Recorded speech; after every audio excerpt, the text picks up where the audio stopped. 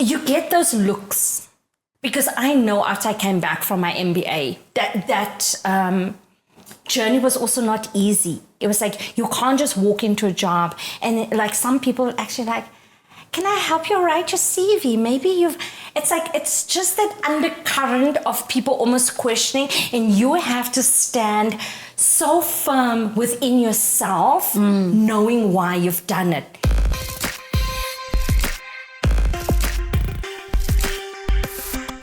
Tiyani, my friend, welcome to In Conversations with Naomi. Naomi, it's wonderful to be here. Thank you so much for having me. I'm so excited to be here. I'm so proud of you and what you've done with this platform. So I'm really honored that I get to talk to you today. Oh, my friend, I am so happy to have you here. And welcome to a very warm and sunny Johannesburg. I am extremely happy to be here. Especially after that snowstorm that is happening in DC right now. I am so relieved that I just get to be lying on the couch looking. It is raining, so that is a little bit of a bummer.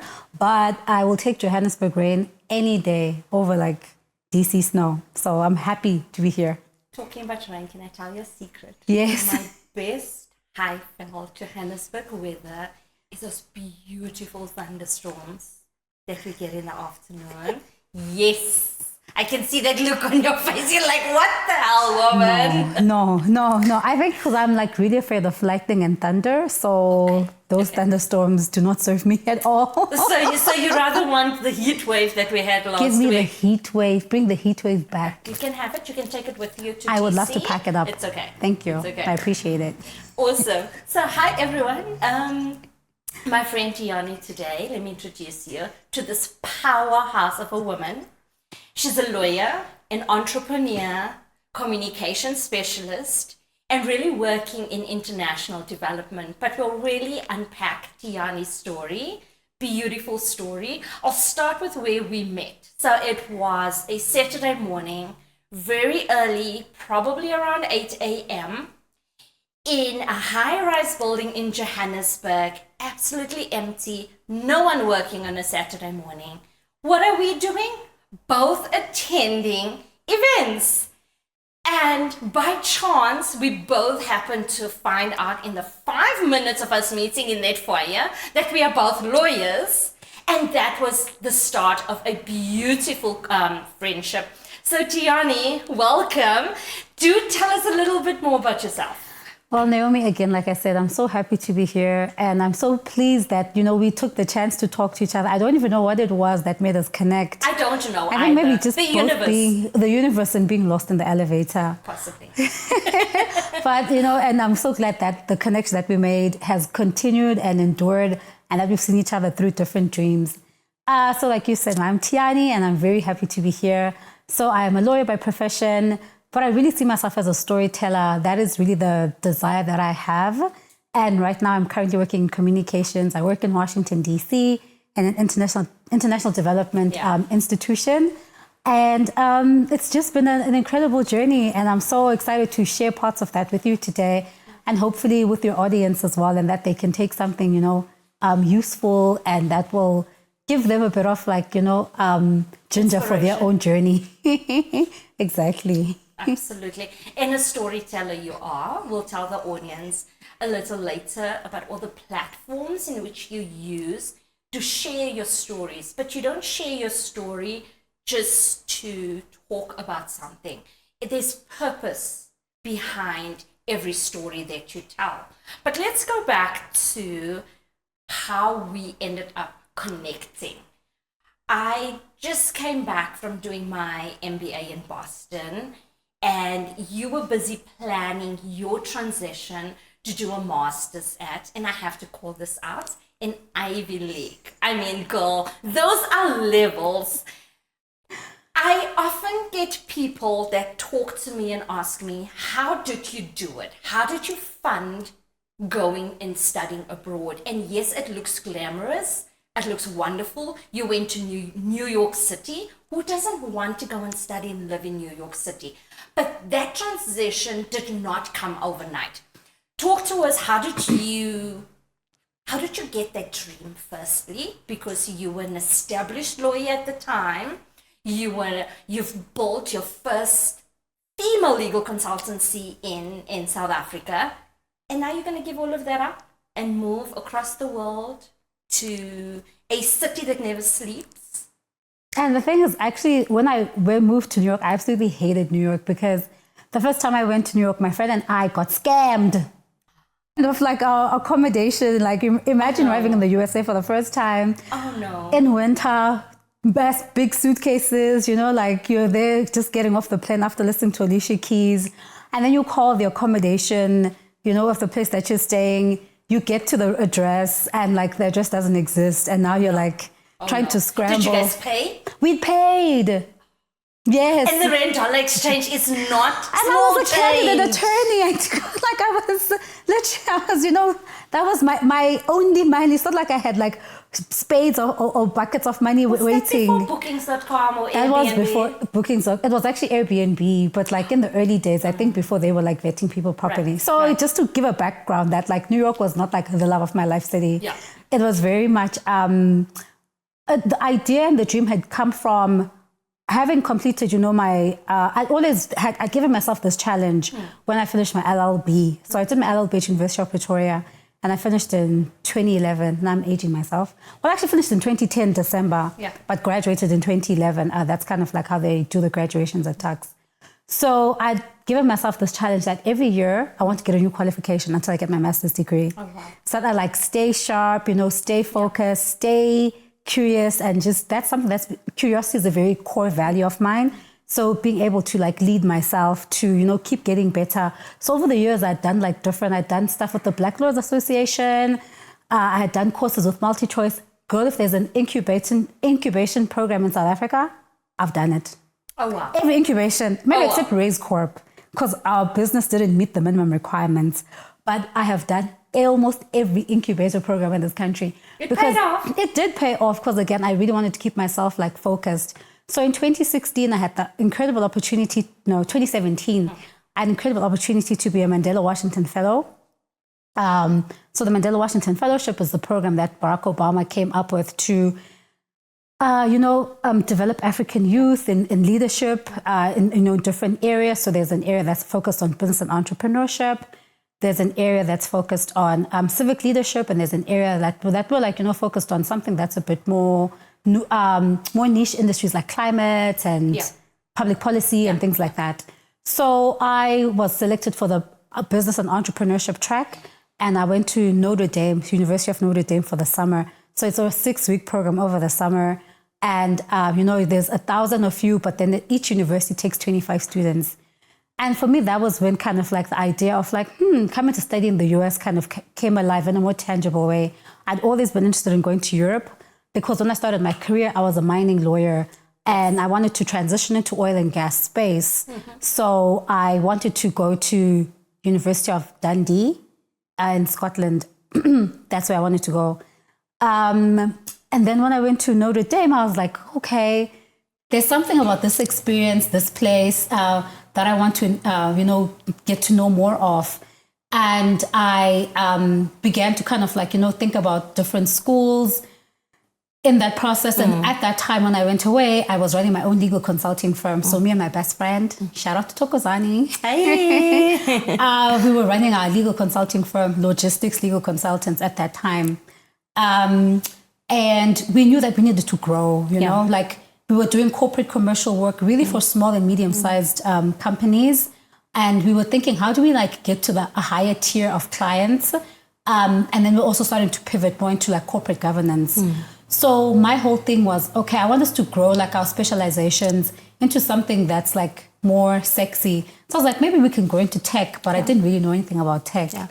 And then one of our clients actually from our legal consulting firm, he had studied at Cornell.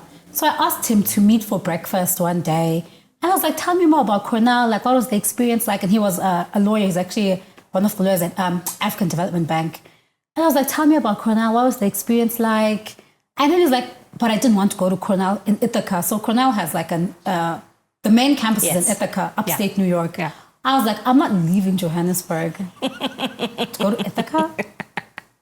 No.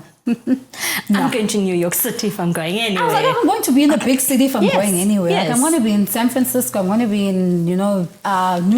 One of the hubs. It's like a hub, I didn't want to go. Like, a shout out to upstate New York, it's beautiful, but... My friend actually had a beautiful experience at Ithaca, so...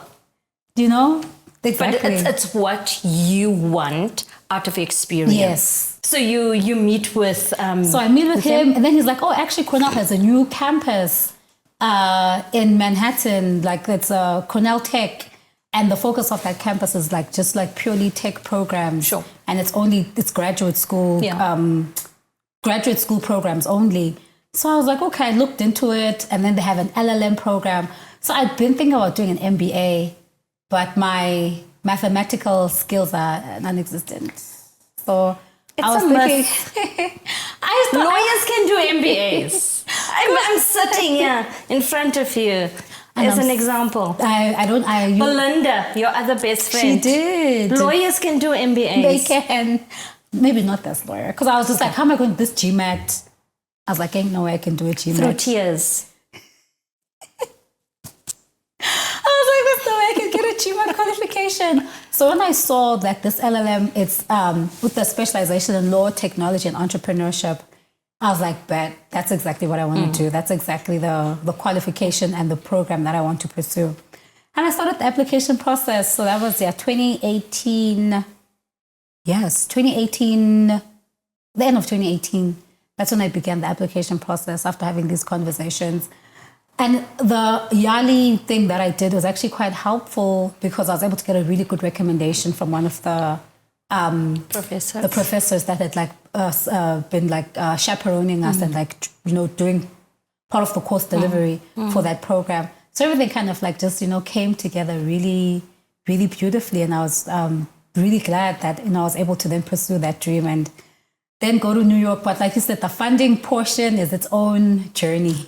The funding part of an international program, that doesn't come easy. I actually have a blog where I wrote about my journey, how I funded my international program. And I know you've spoken about it before. You had some scholarships through Cornell. But the one thing that stands out for me and that I try to share often is not being afraid to take the leap. If you didn't ask your client, can I have a conversation to just learn or understand? Sometimes a dream looks so far away, but you need to take small steps. And then one day when you turn back, you're like, but that was possible. I remember when we sat at our coffee shop, and we'll share with you later what we ideated during our chats. We were talking about how to make that possible. And sometimes someone sees, Tiyani, you've made it. You were at Cornell Tech. You got your master's in legal tech and entrepreneurship. But you had to, at some point much earlier on, decide, I want to pursue that, and I'm going to take those small steps. And talk to us about, just briefly about your funding, because I know there will be some people that would want to know, how did you make that possible? All right, I'm happy to talk about that. So in South Africa, getting funding is, especially for international programs, as you've experienced, isn't the easiest thing. There's like Fulbright, Rhodes, and, and then what I was able to secure was the First Rand scholarship. So First Rand has an international scholarship that they provide for students that want to go and study. South African citizens that want to go and pursue further studies abroad. So I was able to get that scholarship. That was my second time applying for it. The first time I applied, I actually applied to go to, like I said, the school in Scotland. Yeah. And then the second time I applied was to go to Cornell. And I made it to the first round of interviews, second round of interview. That final panel, you're sitting in a room with people that you see, that you read about in magazines. Wow. So there was the Vice Chancellor of UCT. She was there. There was, I don't know if he's still the CEO, Sizwe Masana, the CEO of NASFAS. Yes. He's there. Laurie Tippena, the founder of First Rand, is there. Talk about intimidating. But they're all really, really warm. And they're also excited to see young people. Yes. they're all excited to see young people that are doing well. Yeah. So, and that are ambitious, that have like a big dream for the country and a big dream for their own lives. Yeah. So it's just, your stuff, once you get past being starstruck, then it actually starts to get really good. And you're like, oh my goodness, like I can have access to these people as part of my network. So that was the scholarship that I got. I think in total, so the degree is $120,000. Probably you need a little bit more than that, but like that was kind of like the base amount for you to be able to get your visa and everything approved. So they sponsored up to 800 and something thousand, I can't remember, but there was still a shortfall. Then I got a balance from about 100,000, 150 from the Oppenheimer Foundation as well, the Oppenheimer Trust. So they will do they do gap funding. They won't give you like a full amount. Yeah. They will do gap funding up to a certain amount. So there was still a shortfall with that even. And you still have living expenses. And yes, exactly. And it's an expensive city to go and live in. So you may be able to get your funding to pay your tuition. But the thing is, exactly. So when I left, I had enough for the first semester, but I didn't have enough for the second semester. And my plan was to do a GoFundMe to get to the New York, meet people, network, and hopefully from that, be able to come up with the balance. So you went in faith. So I went in faith, girl. I went without all the money. And I do not advise that. Do not go without all the money. The reason it worked out. It did work out, but it was very stressful. Of course. And the reason, especially if it's a short program, because the time goes by very quickly. Yes. So my program was 9 months. So if you're doing a 2-year program, you have a bit of time to find the other money. But a 9-month program, you don't have enough time. And it takes away from and it's done. Exactly. And it's very intensive. I also did a 1-year program. It is, you are busy from the day that you step foot in class. Exactly. So that's why because I want people to go in and be able to have a good experience. And if you're constantly thinking about money, it's going to take away from the experience. I would actually say what kept me in school, because those people at Cornell were ready to kick me out, girl. They're ready to kick me out. But then COVID came and then they're like, okay, we have to keep you. You can't kick you out. Okay, you can stay. That's a blessing in disguise, right? That was my blessing in disguise, was that. And then in terms of other money, I did get some money from the US Embassy. They paid for my flight to go to school and stuff because of the Yali program. And then, so just trying to then some donations that I was able to raise along the way from people that I had worked with. Shout out to NJ, who runs Centurion Law. Well, I don't think he runs Centurion Law Group anymore, but he was a lawyer. He was the person that I worked with when I did Imani Africa Lawyers on Demand. So probably before I met you, I launched Imani Africa Lawyers on Demand, which was Africa's first lawyers on demand service, kind of like Uber for lawyers. And through that, I made so many great relationships with other lawyers and some people who have really good friends to this day. So I met him through that experience. And again, like you're saying, how everything connects. There's this, I don't know whose quote exactly it is, in fact, but he says that when you're building relationships, think in dots, not in lines. Yes. So you make this connection today, you see someone in one area, we met in an elevator. Yes. And then we meet in... Complete strangers. Did not know that we were part of the same industry. Exactly. Full circle round. Exactly. We have such similarities in which we can share and compare with. Exactly. Yep. So we both each time that we meet is a dot, and then you connect those dots. Yes. And then you can then get to a place where you can make a bigger ask or have a better quality relationship like we do today. Like we do today. But if I thought, oh my gosh, I want Naomi to do X thing for me, right now, you don't have enough credit in the relationship to make that type of request. And as you're evolving, I'm evolving, and the relationship just keeps getting better and better. Absolutely. Because we didn't come into it thinking, I want to get this thing from this person. But, we came into it oh, okay, we're connecting this, and then on this, and then on that, and then on that, and then you build on it. Exactly. And relationships are like an investment. If you are not investing in your relationship, if you're not putting that money into that account, you're not going to be able to extract. Like, I could ask you on one WhatsApp, Tiyani, I'd love you to be a guest on my podcast. At that point, we've had so many engagements, so many times in which we poured into each other's lives that it was a no-brainer for you. You were like, yes, Immediately. No exactly. question. Exactly. No questions asked. So yeah, I like to, especially with the thinking dots, not in lines, building relationships, especially like I learned that also when I was doing fundraising for my startup, but we'll get to that part later. But yes, around the money, like I do think that it's important for South African corporates to actually create some type of funding to support people that want to go and study abroad. And one of the requirements, which I have not fulfilled, and I'm telling on myself, with first round is that I have to come back after my degree and work in South Africa for 5 years. Which I have not done. One day, your life is very long. My life is very long.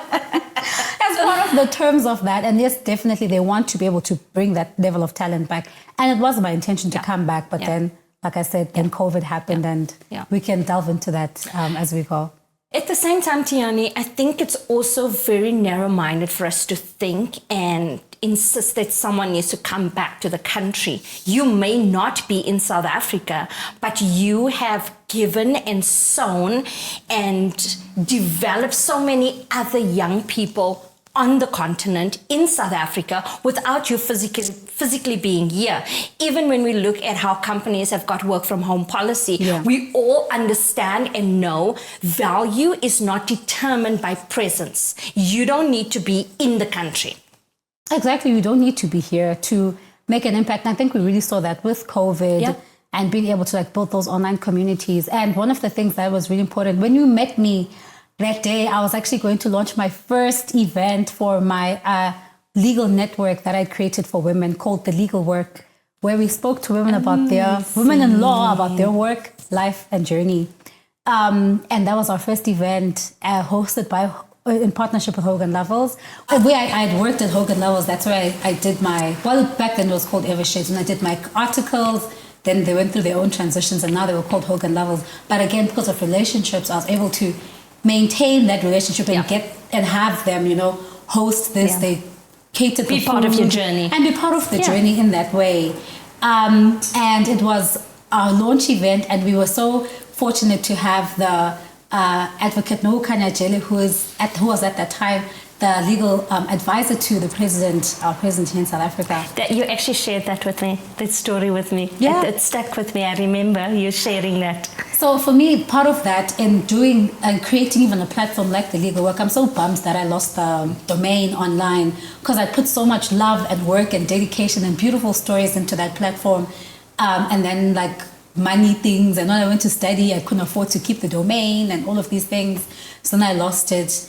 But it was really a resource for young lawyers coming up. You know how difficult it is in this industry for, you know, young people that don't have those networks and connections. Like universities are churning out law graduates without real career prospects. Big law firms can only employ whatever a month, maybe 100 people. Very limited amount of people that they can that's employ. it, you know. And what happens to everyone else? So something that another transition that I would love to make in future is to actually teach. And to help students really think about, you know, and explore different options that are available to them in terms of career with a law degree and what that could look like for them. So that's one of the things that I really... That you're hoping that you can do. I'm hoping that I get to do. I hope I get to come back here and do it. Speaking about transition, and you even talk about law students, that there's very limited opportunity. So you go into a law firm, you serve your articles, but it is such a narrow view on what law school teaches us, that your career is either get articles, associate, hopefully become a partner, managing director of a law firm, or you go in-house and you become a general counsel further down the line. But I think you go to the bar. Or you go to the bar, yes, of course. Or you can, some people go into compliance, but they don't understand the many facets of opportunities. And I think you and I are perfect examples of how we've taken a legal career and we've taken what the norm is or what people think that you're supposed to be as a lawyer, and we've completely turned it upside upside down on its head. You started at a large international law firm. Many people, the minute you get into one of those coveted opportunities in those law firms, you will stick to it.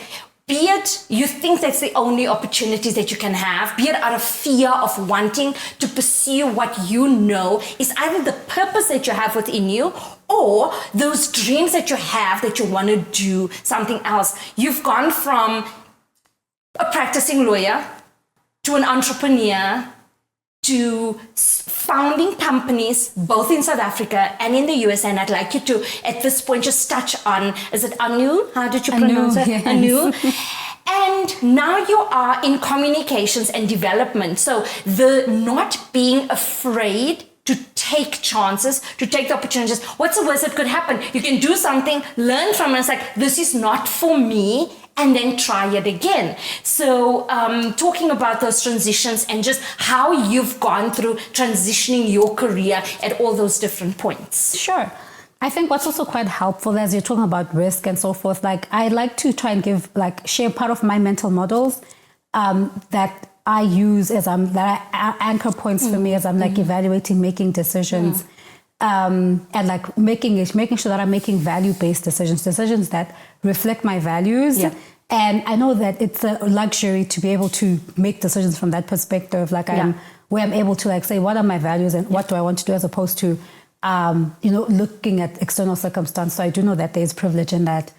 And I want everyone to be able to like access that too. So for me, my values are creativity, like I mentioned, well, maybe not creativity in that like strict sense, but curiosity. Yes. Curiosity is very important for me. If I'm not finding myself curious about something, then that's not the right, then I'm not going to be show up in my best. Yeah. So curiosity, connectivity, community is another element. Everything that I'm doing needs to like feed back into a larger community. So with the legal work, for example, the community was like women in the legal industry, for them to see themselves reflected in different ways, and also to show that like there's not only one way to be a lawyer or to be a legal professional. Yes. So that was quite important for me. And so another really important thing for me is I did mention creativity, and I guess creativity is something that is very important for me. I need to be able to feel that I have a little bit of freedom in the work that I do. Yes. Freedom is one of my core values, and I think the way that I would then interpret that in work is creativity. Yes. Yeah. So being able to focus on my core values, creativity, community, and curiosity. So those are the things that I have to make sure that if I'm taking a risk, it's because it's giving me more of those things, giving me access to more of those things. And then even just like my risk tolerance is knowing, okay, what do I have, not quite to say to lose, but yes, what do I have to gain from pursuing this? But also, what is my risk appetite? And it changes from time to time, season to season. So I will speak about Anu now. When we were, I go to Cornell, New York. It's amazing. It's fun. Baptism by fire. We're learning. The world stops. The world stops. The world starts. Everything is fast. It's beautiful. It's amazing. And that December, one of my really good friends, Lee, was getting married here. So she came to New York to get her wedding dress. I'm sure she'll be like, why are you putting my business out there? So she came to New York to get her wedding dress. And then I was writing exams, like literally, and I was her maid of honor. So I have to mention that. Wow. So I was trying to like do maid of honor duties and like get my exams and like make sure that I'm hosting her and that she's taken care of. And I'm writing exams. I literally wrote an exam and like was sitting on the plane, and like my Wi-Fi, my connectivity on the laptop wasn't working. I had to ask some girl next to me to like hotspot me so I could like hit submit. It was very hectic. So I come home in December. It's amazing. Is that a risk tolerance, girl? That's just a little bit of craziness. We need a bit of craziness in life too, right? To actually take a risk, to try something. So we come back. So I come here. It's great. Then we had like a iTrek trip. Like we went to Israel, like as part of like our master's trip. Get back to New York, and I'm like, okay, now I need to be dead serious. I need to start thinking about jobs. Because when you study in the US, as you know, you get like a year to do your OPT. Yes. OTP. What is it? OPT. Optional practical training. Yes, right? That's the one. So you get a year to do that. And I'm like, okay, let me start looking for OPT places. I networked so hard that there was this thing called Black Women in Tech. Oh, is it Black Women in Tech. And they were hosting like an event. And the cool thing is that if you can't pay for the conference fees, a lot of these things in the US, you can go as a volunteer and you can like work like at the desk, registration desk, but then you can also go and sit in like sessions. So I wrote to them and I was like, please can I be a volunteer? I'm a master's student. And they're like, okay, cool. So I went there, was volunteering. I met so many people like at that thing, so many people that I remained connections and still are. Then the next week I went to Harvard for the Harvard Africa Business Conference, took a bus like literally like at 6 a.m. 4-hour trek from New York to I didn't Boston. even have like a place to sleep, Naomi. I didn't even have like, I was just like, I'm going to go and sleep at the bus station to come back to New York. One of my classmates was like, oh, that's insane. Like, That is insane, especially in Boston. Exactly. He's like, no, you're not doing that. One of my classmates. So, you know, and again, I was there trying to network. I made a good friend. I must actually check on her that I'm here. From, you know, just all these people that are like, and the good thing is like, it's people that are thinking about like investing in Africa or companies that are hiring and recruiting in Africa for Africa-based offices. Yes. So it was really good in that sense. I was like, okay, making some progress. Then I went to San Francisco. I went for the Startup Grind, like conference. Again, there, met some good people as well. Made connections. Like my whole thing was network. And then Taking it in your own hands. Not sitting Exactly. and waiting for something to come to you. Is my university going to get me a job? Is someone actually going to put something in my hand? No. Exactly. What are you doing about Exactly. it? How are you systematically with a plan going out there to make those connections to lead to your next step? Exactly. So that was it. I was like, you know, that hustle that was birthed in Johannesburg, like it did not die. Like it was, you know, on 10. So I'm there, you know, feeling proud of myself. Then, you know, you're just watching the news one day and then you just read, first case of COVID reported in Manhattan. And that was when everything changed. That is like March, like maybe first week of March, last week of April. Like the way that, like everything changed. To live in the city and just like watch it go from this like vibrant, insane, loud, busy place to just like you could hear a pin drop. I remember one day I wanted Chick-fil-A. I really wanted Chick-fil-A. Was Chick-fil-A open? Chick-fil-A was open. Okay. But they were not doing deliveries like where we lived. And I was like, I really want Chick-fil-A. I didn't want to tell anyone that I want Chick-fil-A. So I just left and I was like, I'm just going for a walk. Masked up. And like I caught the ferry. Like there was a ferry that went from Roosevelt Island to like different places. And then it stopped on Wall Street. And there was a Chick-fil-A on Wall Street that was open. So that's your memories of COVID. So wishing for Chick-fil-A. Wishing for Chick-fil-A. I went on the ferry and I sat right at the top because I didn't want. They should give you Chick-fil-A for going all the Honestly, I'm putting my life on the line.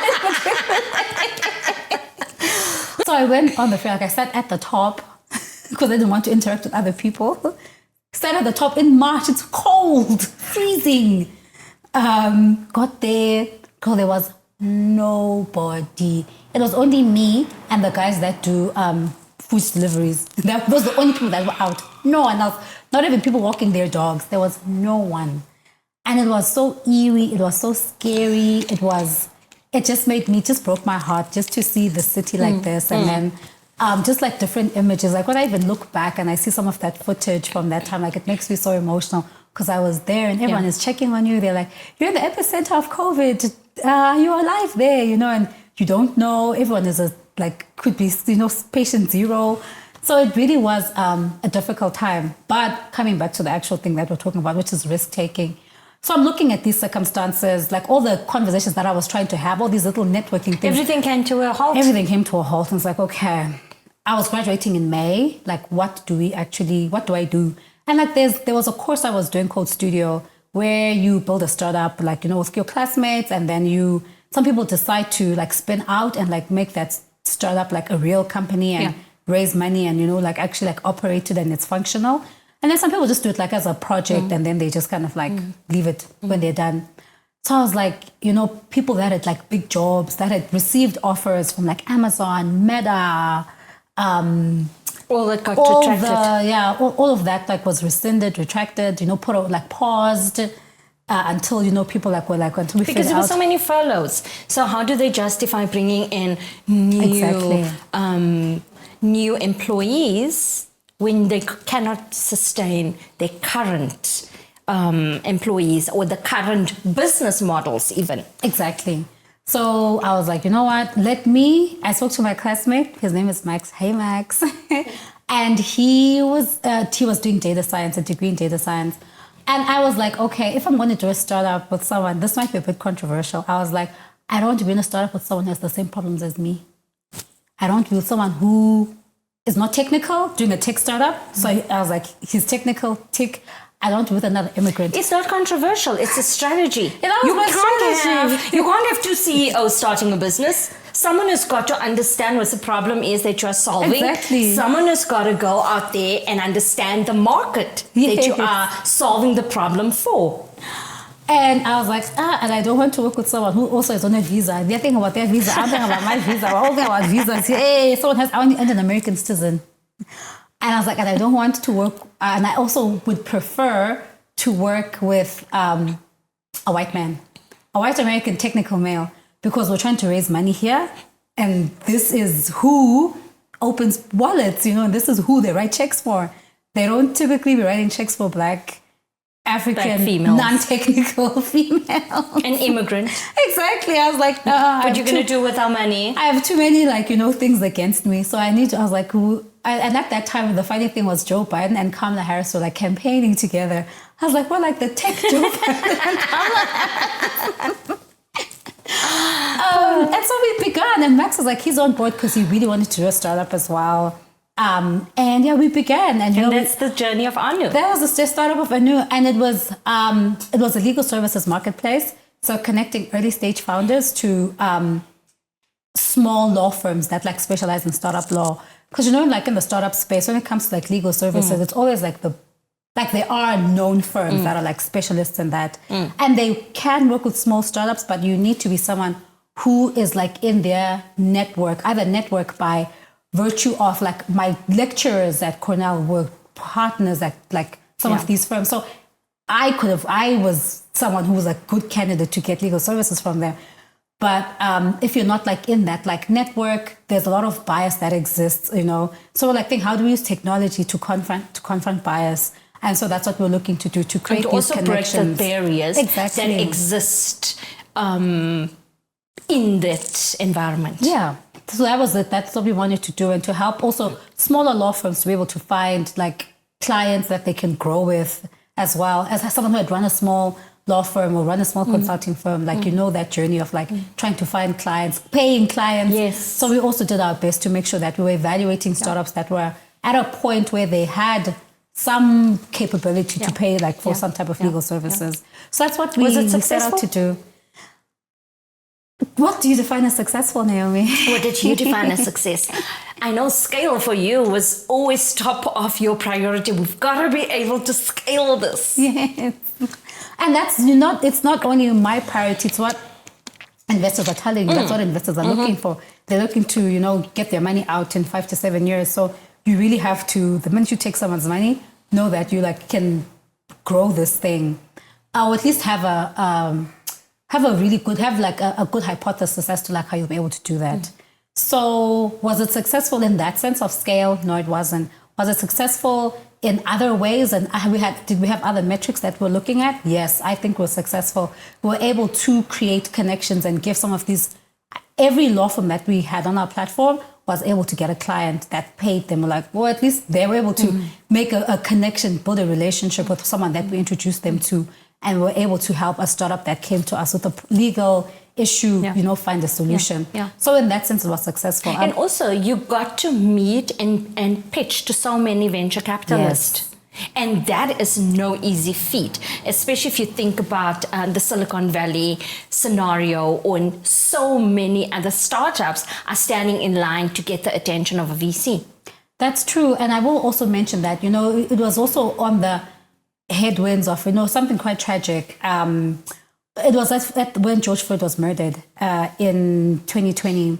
And there was this, moment where VCs and, across different industries, honestly, where there was this moment of like just trying to be introspective and trying to see like, okay, where are ways inflection point that we have, you know, been discriminatory and so forth. So a lot of found VCs and so forth were open to having conversations with a caliber or a type of founder that they typically wouldn't be talking to or looking for. So we're able to then also gain access to some of these people because of that, of the environment and the circumstances there. Okay, so in terms of the places that we were quite successful, I'll say, you know, like I said, community is something that's really important to me. So when I look back at it, I was able to bring together like a really good group of women-owned businesses as well as businesses owned by, you know, people of color, and to get interns. So I had like my interns that were... We had a team. I had a team. I led a team. We were able to work with like really good service providers. I was very insistent that we work with women-owned businesses or businesses that are owned by people of color, and we paid them what they wanted. You know, we paid them what they deserved, and being able to not have like a ton of resources, but be very intentional about where we're putting our money. That's something that I'm extremely proud of. That every single person that we worked with had a great experience with us. They really look at us as a good client, as good mentors to the mentors that good mentors to the interns that I was able to work with, and really to give them like meaningful experience into what we were doing. So for me, those are the areas that I think that I count as successes, being able to be very intentional about the way that we worked with and brought other businesses into what we were doing, as well as, you know, being able to create those connections for the law firms and the founders that we had on our platform. Yeah. What I like about starting your own business or running your own business, you can be very intentional about the culture that you want to cultivate. And the American culture is so different to a South African one. I know you are now in development finance. You have pivoted your career again at some point, and you're now in communications. But what for you did you find were some of the biggest culture shocks that you had between corporate America and corporate South Africa? In one of your other podcasts, you speak about being in South Africa. You were someone, you came out of an international law firm. You're a Mandela Washington Fellow, which that is no small feat, and congratulations on it. A Mail and Guardian Top 200, and for our international audiences, that is the equivalent almost of being on a Forbes 30 under 30 or 40 under 40. It is very prestigious, but you now come into a country where none of that matters. You almost have to start at base number one. And then you talk about the response culture that is required when you're that side. A friend of mine, she actually always tells me, she says, you work like an American, because for me it's like, get it done. An email comes in, you need to attend to it, you need to deal with it. If it's something you can't do, you tell them, okay, I'm going to do it for you in so many hours time or tomorrow. And in South Africa, it's not like we are relaxed, but there's a very different culture in which we engage with each other. How did you balance or find yourself in all of that? Naomi, that is a very essential and important question. That whole process of, I don't want to say stripping my ego, but one of the things that was so important when I was here was this persona that, you know, like I would go to places and you meet someone, hi, I'm Tiyani, and I'm a lawyer and an entrepreneur, and I'm a founder of, you know, this, like, those were things that were like core tenets of of who you are, of who I was. You know, like I was really proud of what we built and, you know, what we were doing and what all of those things meant, and it meant something here. It's not to be in the US. I was able to graduate, thankfully, because the school stopped harassing me for their money. Because of COVID. Just pay it. You have enough in your endowment fund. Honestly, I was like, this school, they stopped harassing me because of COVID. I think they were going to be too embarrassed to be seen kicking people out when there's COVID. So they kind of just like left me alone. But then, you know, you're trying to run the startup. And then there was this period where it's like, okay, now I've finished school and I was living on campus accommodation. Then, you know, they said we can stay until the end of July because like of COVID and all of that stuff. Then from July onwards, you're going to have to pay like some ridiculous fee. And I was like, there's no way I can afford that. And I reached out to one of my friends, good friends, Audrey. Hi, Audrey. And she was living in Connecticut at the time. And Audrey was living in Connecticut. She had just given birth to her fourth baby. She has four beautiful kids. And she was in Connecticut with her grandmother. And I was like, "Girl, can I come and live with you for I don't know how long?" Yeah. As I try and figure out the startup, I'm like really hopeful. I think we have something here. And like, we should be able to raise money and I'll be out of your hair in no time. So I went to her in July 2020. And so this is the setup. It's me, her, 4 kids, and her grandmother in a 2-bedroom apartment with 1 bathroom. Wow. Yeah. It was really, thank you, Audrey. And it was also really difficult. Coming from being a person like, since I was, like I've always had my own room. Because at home, like I'm the only girl. So I've always had my own bedroom.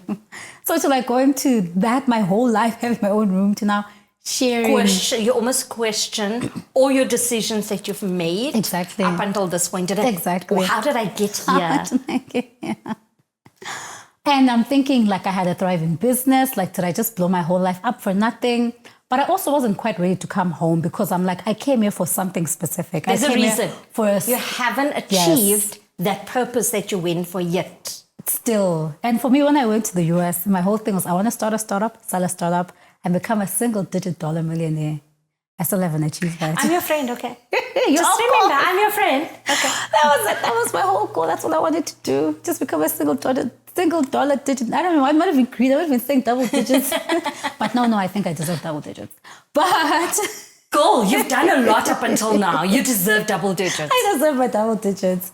Having gone through that, like that experience and thinking it was really like what they like to call a dark night of the soul experience, where so much doubt. I'm in this new environment, so far away. I'm in Connecticut. Connecticut is quite different to New York in many respects. I felt like I got to see like the real part of America, like not the big city life, but like a very different, also kind a lot of rural part of America. Yeah. And also some of the undercurrents that you experience as an outsider from that particular community. Exactly. So it wasn't like as diverse. And like services, like I remember one time I wanted to get an Uber. I waited almost an hour to get an Uber because no one was willing to go in that direction because they're like, there's no rides coming back from there, from like where we lived. Wow. So no one wanted to give me a ride. Then this one woman eventually was like, she's like, I'll just give you a ride. And she was just this nice chatty lady. But like it was such a different experience to being in New York. And I got to see a different part inside of America that like I guess we typically aren't shown or we don't frequently have access to seeing. So it was a lot of doubt, a lot of fear, a lot of financial strain as well. Like, I mean, luckily Max's family was so generous and they gave us some money to start our startup, and that's what I was able to use to pay my bills. For the most part, my poor dad, he had to like start sending me money to pay my I took a student loan. Your dad is like, didn't I already educate you, Tian? You were like a thriving professional, and now we're back here. You get those looks because I know after I came back from my MBA that journey was also not easy. It was like you can't just walk into a job and like some people actually like, can I help you write your CV? Maybe it's just that undercurrent of people almost questioning, and you have to stand so firm within yourself, knowing why you've done it. Exactly. It's some of the cost of following your dream, people don't always see, but what they end up seeing is the final end result. Exactly. Further down the line. And the cost was really high. So I think going through that process of like to me it was really like being stripped of all of the things that I thought were like a part of my personality. And that's why now being able to like evaluate that, and it's like, okay, what are my values? That's the most important thing. Not what do I think about status. Yes, I do think about those things from time to time, but that's not like the most important thing anymore. It's really trying to focus on how do I propel and move my values forward and live in alignment with those values. So being able to come up with that. So now that's when I made that transition from law to communications. And people to this day still ask, oh my gosh, how did you go from being a lawyer to not doing comms? I think because to them in their mind, like the things have different status. But to me, it's being in comms is allowing me to be in better alignment with my values than in the way that maybe I was practicing law. For me, practicing law in South Africa was great because it allowed me to be an entrepreneur. And that's something that's very important to me. Yes. And so I was able to be a lawyer and an entrepreneur. But I don't know, like, if I was just like working in a law firm, if I'd feel the same way. Yeah. And when I look at being in the US, even like when I started the startup, like it was about entrepreneurship, not necessarily about like legal services only. It was the solving a problem. It was the solving a problem part. And I don't know if I was to be in a law firm, if I'd feel the exact same way about like practicing law. So when I think of like practicing law in the US, to me it looks very linear in that like it's going to be probably in a law firm, and that's not really a path that I want to be on at this point of my life. Yeah, I think globally the legal practice is still very linear. Yes, there's many other elements that's coming in, like we have legal tech, and that's the area that I work in. Then that gets me excited about reforming how we traditionally look at law. But those opportunities are not vast. And like you said, it was aligning with your purpose and aligning with those values that you are having. And for me, you're a storyteller. You always talk about you're a lawyer and you're a storyteller. For those of you who have not heard the entire story, please follow Tiyani. She'll share her social media links with us very shortly. But you even wrote a children's book because for you, representation matters. As a little girl, your life was not all roses. I know you were inspired to become a lawyer because your mum and your dad, both in the profession, your dad still runs his law practice. Can you talk to us just a little bit about what that was like for you as a girl growing up, having that ambition, and what made you want to become a lawyer? So thanks, Naomi, for that. As you've mentioned, like my parents both lawyers. They met in law school, which is where I was conceived. Instead of them studying and being good students, you know. We're very happy that you were conceived then. I'm happy to be here. We have you as a friend. So they met in law school and, lived in Zimbabwe for some time. That's where they met and where I was born. And then we moved to Botswana when I was in primary school, like around 6 or 7 years old. Then we moved there, and then I went back to Zimbabwe for high school. And during one of those holidays, a really big tragedy struck our family, where my mother, my two brothers who were aged 5 and 7, and our helper were murdered by my uncle, who is my mom's cousin. And, that whole process was, just really difficult. Yes. It changed my entire life. Of I was course. 13 years old at the time. And, and I was in boarding school when they came to tell me the news. And it's something that completely changes your life. And just knowing, the relationship that, the relationships that I had now lost. And it was something, and I think for me, something that like anchored me and just helped me kind of get through that grief was knowing that was actually kind of like just hiding myself in my academics and focusing on like the type of future that I really wanted. And I really also had so much shame around it. I don't know why the emotion that I had was shame, because it was just like, oh my gosh, this is like such a weird thing. You were 13 years old, yeah, losing the person that is such a mother, such a pivotal part of a teenage daughter. Yes. And being able to process those emotions must have been exceptionally hard for you. It was. And I really, again, coming back, and I guess these are values that developed over time. So community was really essential. That's what really got me through that period and still gets me through it to this day. Yeah. Community being like my close family, and then also just like friends that I've made along the way that have now become family as well. So, and at that time I was very active, like in church and so forth. So being also able to have that like faith-based community was really essential. Yeah. And I think for me, it wasn't, I initially was like, I want to be a lawyer, so that I can put away bad people like my uncle. But then as time went on, then you go to university and you start doing criminal lawyer. No, I don't want to do this. And then I started working at a law firm. I did article, a vacation work at one of these firms.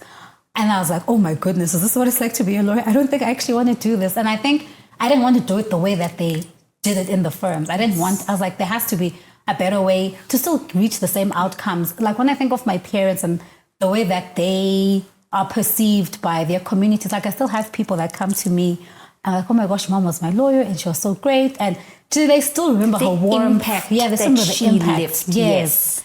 They still remember the warmth that she had. I remember one time I was with my dad. I was actually coming back to South Africa or something. I was at the airport with him. And there was this person who was a chairman of some big company in Zim. And he was there to catch a private jet. Yes. He was going to catch his private jet. And then he's one of my dad's clients. And he's just talking to my dad. And then my dad's like, oh, this is my daughter. She's also a lawyer. And then this man said something that's always stuck with me. It's like, you are from really good people. Your dad is an excellent lawyer. I knew your mother. I have no doubt in my mind that you'll be successful because you come from such good people. And for me, that's something that I've really kept.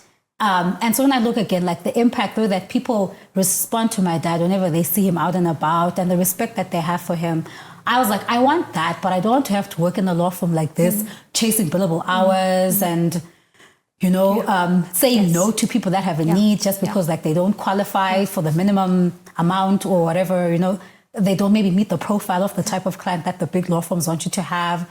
So I was like, no, there has to be another way of doing this. And that's what led us to starting the consulting firm, because we saw that there was a gap in how we wanted to work and the type of people that were looking for our types of services. So I'd say for me, really processing a really big childhood trauma, it's something that I still process to this day, something that is still actively on my mind and actively that I'm, trying to find freedom in and, also maintain and reflect my mother's legacy and my family's legacy positively in the things that I do. So it's been being motivated to be present and to, to live a big life, maybe for myself and also just really on behalf of those that didn't get the chance to do it. Yeah. And Tiyani, you are living that legacy. You are living a big life. Thank you. I love that you do not box yourself. Like I was saying, you wrote the children's book because for you, representation matters. Having a little girl see someone that looks like me in a storybook, someone like me that is successful, and how your parents represent the type of lawyers that we want out in the world, because lawyers get a bad rap. Some justified, others not. But to be able to be a different kind of lawyer, that for me is important. And that positivity and light that you bring into the world is the legacy of your mom living through within you. And thank you for sharing that story with us. We love and appreciate you, and you inspire me daily, seeing how you live your life big and not letting anyone make you smaller or let you be in a little box. Thank you, Naomi. I really appreciate that. And also coming from you as well, who, you've also built something that's really great, and your intentionality in leaving the US and coming here, maybe you weren't quite ready to do that and make that move. Ready. It was a good move. But I think for that, they must log into my podcast to learn about me. Okay. Okay, catch us on Tiyani's podcast, From Home Till Here, the story of the adult immigrant journey. Yes. And I'm happy to talk about that now a little bit. So with my podcast, when I moved into comms, the really big things that I wanted to focus on, again, storytelling, hone that skill set, whether it's in writing, audio, I really wanted to improve that. And the podcast wasn't really something on my mind per se when I was thinking of making that transition, but it became more and more prominent. I think it's also the environment that I work in, where I work with other people who, are moved from their home countries because of the job. And so I was like, you know what, let me start having these conversations. And it was really because and I love to say to people that I'm in America against my will. I was just here for school and now I'm stuck here. And I felt for me, I wasn't intentional. I didn't set out to be I want to go and live in America. It's been 5 years, Naomi. I can't believe it. And so 5 beautiful years. And I think for me, I was really struggling to get a feel and like define what a sense of home is. Yeah. Being in America and, trying to figure out like, okay, what do I want to do next? What feels like home? Where is this place becoming my home? Because, you talk to people and they're like, where's your American accent? I'm like, why would I have an American accent? Are you people mad? So I think it was for me, what that was like, adult immigrant journeys are so diverse. And what I keep seeing, just even on media, is like, people that are like first generation, their stories are told quite prominently. So like people who move with their parents when they are, kids, and how they then grow up, like trying to navigate between what they experience at home with their parents and then what they, see out in the world. But not as an adult. Yeah. And I was like, that story, that piece, that needs to be told, because people are leaving great lives, to go somewhere else. And when you get there, like the challenge that I had, where your story, your aura is not being perceived in the same way in that new place. And I wanted to create space for people to be able to talk about that and the complexity, like moving from one place to another. It's not easy, especially as an adult. And so that's what the platform exists to do, is to really highlight the stories of, and I like to say, unpacking the adult immigrant journey. And it's been such a fulfilling thing to do. I feel what I was looking for in comms, in making that career pivot, I actually may have found or created in my podcast, and being able to also learn technical skills as well that I can bring into this space. So that's been something that's been so fulfilling, and I'm glad season 1 is out on every platform. Who's your guest in season 2? My dream guest is Trevor Noah. So Trevor Noah, if you're out there. Talking about Trevor Noah being your dream guest, we bonded over bringing a very special lady to South Africa, because she's also a lawyer. She also shares stories, and she's both our inspiration. So Michelle Obama, one day you shall be visiting South Africa, and hopefully we will be the ladies that will be able to welcome you to South Africa. See, these two girls, we got big dreams. Big dreams. And we're going to make them happen. We've been making them happen. Of course. Of course. One conversation at a time. Exactly. One startup at a time. One challenge at a time. Exactly. It's just getting it done. It's taking the leap and doing it. Exactly. Tiyani, this has been an incredible, wonderful conversation, but it will not be the end if I do not ask you about your top song on your playlist and your top artist on Spotify right now, because I have to hear this every single day on your Instagram stories. So for those who may not be aware, your obsession? My obsession, my devotion, Your my love. money, my love, all goes and is funneled to a woman by the name of Beyonce Giselle Knowles Carter. She is my top artist on Spotify. Of course. And I'm like so intentional about it. Like when the Spotify Wrapped is done, I only listen to Beyonce on Spotify, or primarily listen. I listen to a lot of Beyonce on Spotify. And if I Would you listen to your other songs and other artists? I actually have an Apple subscription just to listen to, so it doesn't mess up the algorithm. It's science, Black girls in STEM. Okay, I get it. The algorithms, they're working. Yeah, to have your Beyonce algorithms on Spotify. Exactly. So Beyonce is always my top artist. I think I don't know what I'd do to myself if Beyonce was not my top artist every year. She has been my top artist ever since Wrapped came out. It's always her. And my top song, actually, it's actually not a Beyonce song. My top song at the moment is not a Beyonce song. And I think that's okay. I'm disappointed. Oh, wow. From time to time, I think it's okay. You do listen. You do have top songs from other artists. From other it artists. happens. It happens, But as long as she's in the top, surprised. there's a Beyonce song in the top 5. Okay. That's the most and important the top thing. song? Right now, I'll say, my top Beyonce song right now, I'd say, it's an old song. It's called Kitty Cat. That's an old song. I feel like all of Beyonce's albums have aged amazing, especially that first one, B-Day. I've actually been listening to that, this whole holiday. And I'm like, oh my gosh, this album aged so well. This is good. Wow. Still good This is stuff. why. Good stuff. And Tiyani's love life? You asked me about my favorite, my top song in general. Right now, it's a song called Tiny Garden by this artist called Jamila Woods. So that is I my. gotta listen to that. You've got to listen to it. Please send it It's a to very me. cute song. Aw, What was your other question, Naomi? Your love life. I want to have a table at your wedding that's named after me. Naomi, you know the rules. Right? So the rules, if you want to have a table at my wedding that's named after you, I'm asking you, You on have this to find platform. me. You They have will find you. you have This to find incredible me. woman. you have to find me as the partner. That's the terms. Partner out there, you are missing out on an incredible woman. I'm a terrible matchmaker. But I can ask the question, and who knows, someone may just be so inspired by your journey. Right there. Shall we just leave it there? Let's just leave it I there. need to have a name at your table, so we Yeah, need to, so if you we wanna need to have- make it happen. If you want to have the Naomi Thompson table, I'm those gonna are the have a terms and Naomi Thompson conditions. table. Yeah, that's it. With fabulous clothes. Yeah.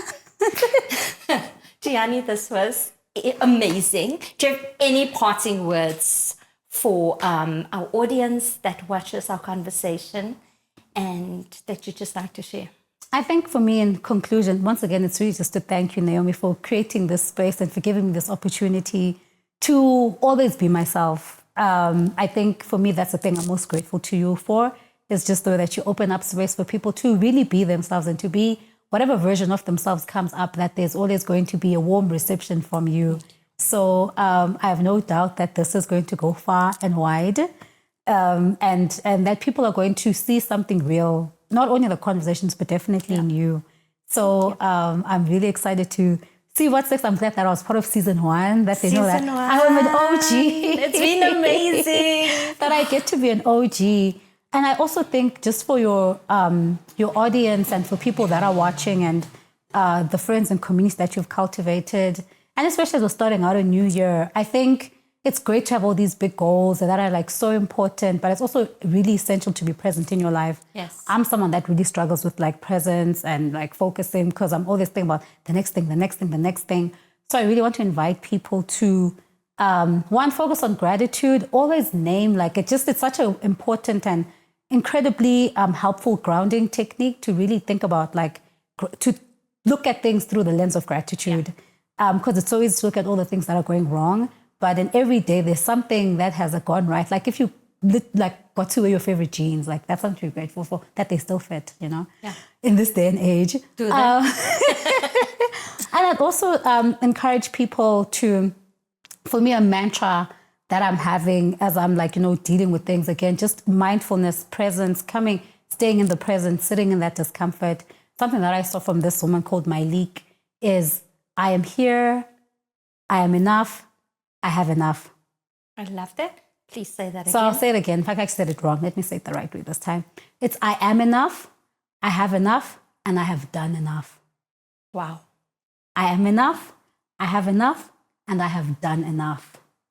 And to just really, sit in that, breathe that in. If you know... Sit in that affirmation. Just sit in that affirmation. Whichever one, one of them will speak to you more at each time. Whether it's, I am enough, I've done enough, I have enough. Yeah. But just to always to believe that, genuinely, that you have the desire, you have the disappointments, and you're trying to find space in that tension, or trying to find peace in that tension between desire and disappointment. Yeah. And I think it's being present and acknowledging your enoughness. Being present. Thank you for being present with us today in Conversations with Naomi. Where can our audience find you on social media? Okay, you can find me on LinkedIn, Tiyani Majoko.